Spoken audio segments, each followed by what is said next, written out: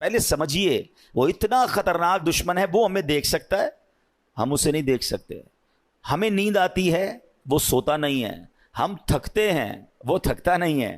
ٹھیک ہے، اور اس کے بڑے خطرناک وار ہیں، اور ہم بڑے مزے سے سوتے ہیں، ہمیں کوئی فکر ہی نہیں ہوتی.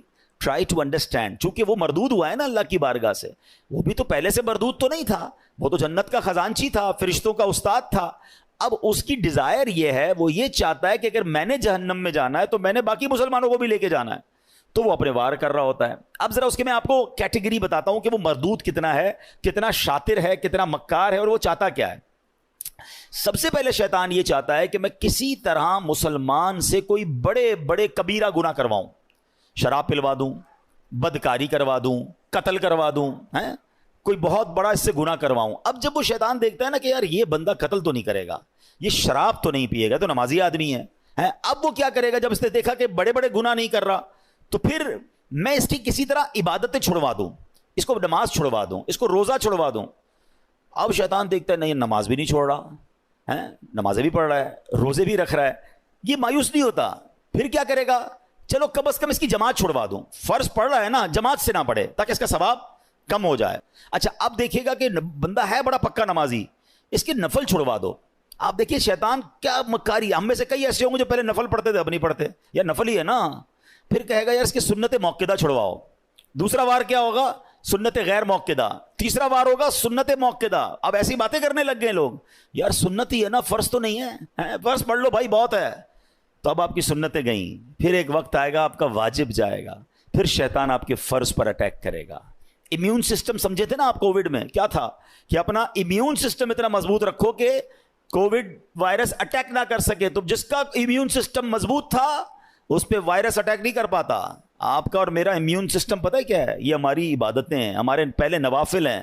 نفل پکڑ لو تمہارا فرض مضبوط ہو جائے گا، کیونکہ نفل پہلے ہے، پھر سنت ہے، پھر واجب، پھر فرض کی باری آئے گی. شیطان نہیں کر سکے گا حملہ. ہم نے نفل چھوڑ دیے، سنتیں چھوڑ دی، واجبات چھوڑ دی، اب فرض پر اٹیک ہوتا ہے. اچھا پھر یہ مردود کیا کرتا ہے؟ دیکھتا ہے نہ یہ نمازیں چھوڑ رہا ہے، نہ یہ روزے چھوڑ رہا ہے، اچھا یہ صدقے بھی نہیں چھوڑ رہا. صدقے پتہ کیسے چھوڑواتا ہے؟ دل میں خوف ڈالتا ہے، یار زکوٰۃ دو گے تو پیسے کم ہو جائیں گے، زکوٰۃ کے علاوہ دینے کی کیا ضرورت ہے؟ زکوٰۃ دے دی بڑی بات ہے بھائی، اب کیا صدقہ دینا، اتنا مہنگا جانور قربانی کی کرنے کی کیا ضرورت ہے؟ سمجھیں اس کے واروں کو. اچھا اس جا ہے نا بڑی خطرناک بات کہ میں نے روزے بھی رکھے، میں نے نمازیں بھی پڑھی، میں نے تراویحیں بھی پڑھی، میں نے صدقہ بھی دیا، میں جناب عبادت بھی کروں، اور اس کے بعد میری عبادت بھی ضائع ہو جائے. یہ کتنی خطرناک بات ہے. مگر اس ویپن کو، شیطان کے اس چال کو کوئی سمجھنے کے لیے تیار نہیں ہے.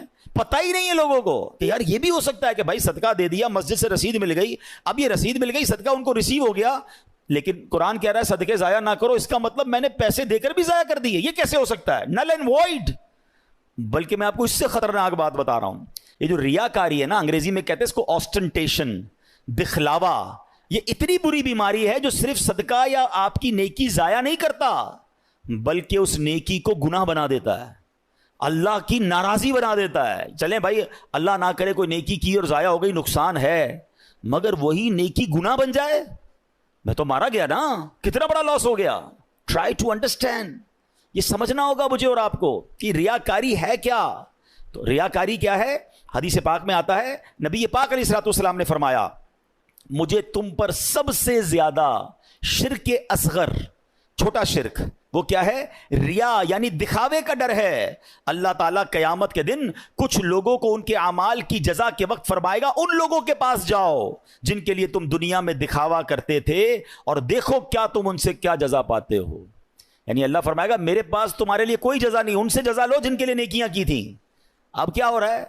نماز پڑھی سب کو بتانا ہے، روزے رکھے سب کو بتانا ہے، قرآن پڑھا سب کو بتانا ہے، حج پہ گئے سب کو بتانا ہے. وہ نیکیاں جو نارملی انسان اکیلے میں کرتا ہے، مگر وہ بھی بتانی ہے. وہ پہلے سنتے تھے نا نیکی کر دریا میں ڈال، اب نیکی کر فیس بک پہ ڈال، نیکی کر سوشل میڈیا پہ ڈال. ابھی پچھلے دنوں سیلاب آیا تھا تو کووڈ کے معاملات آئے تھے، کئی لوگ ماشاءاللہ صدقہ خیرات دینے گئے، اچھی بات ہے، یہ بڑی نیکی ہے. مگر آپ نے تماشے بھی دیکھے ہوں گے کہ ایک ایک آٹے کے بورے پر 5 بندے کھڑے ہو کر اس غریب کے ساتھ سیلفی کھنچوا رہے ہیں.